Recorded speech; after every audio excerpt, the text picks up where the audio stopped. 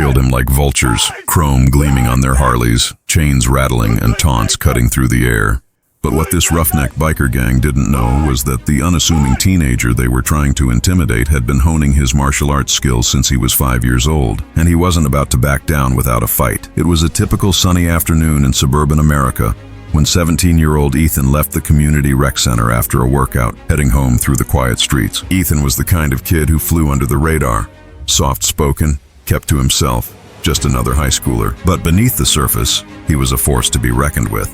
A black belt in karate, trained in Brazilian jiu-jitsu, and a 2-time state champion in mixed martial arts. He didn't flaunt his skills. They were his secret weapon. As Ethan cut through the empty parking lot of a strip mall, the roar of engines shattered the calm. 4 bikers, decked out in leather vests and covered in ink, pulled up, their motorcycles boxing him in. They oozed trouble.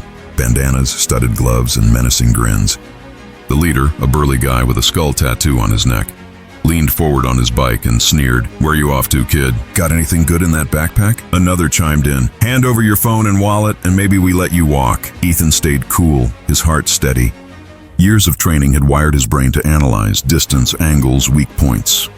He knew to stay calm, stay sharp, and only act if pushed. The leader dismounted, strutting over and jabbing a finger into Ethan's chest. "What's the matter? Too scared to talk, punk?"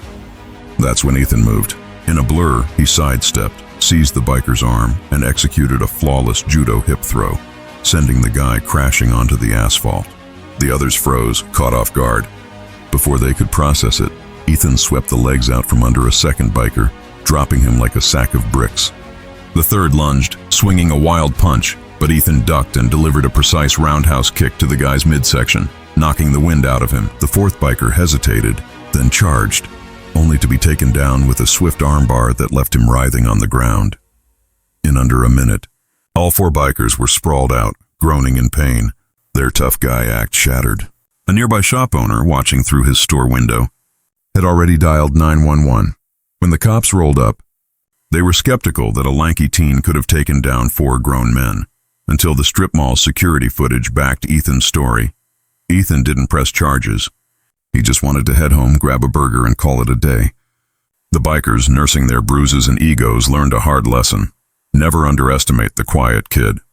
Strength isn't always loud or obvious. It's in the discipline you don't see.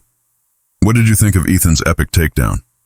Smash that like button, subscribe for more wild, real-life stories, and drop a comment. What would you do if you were cornered like that? Stay tuned for more!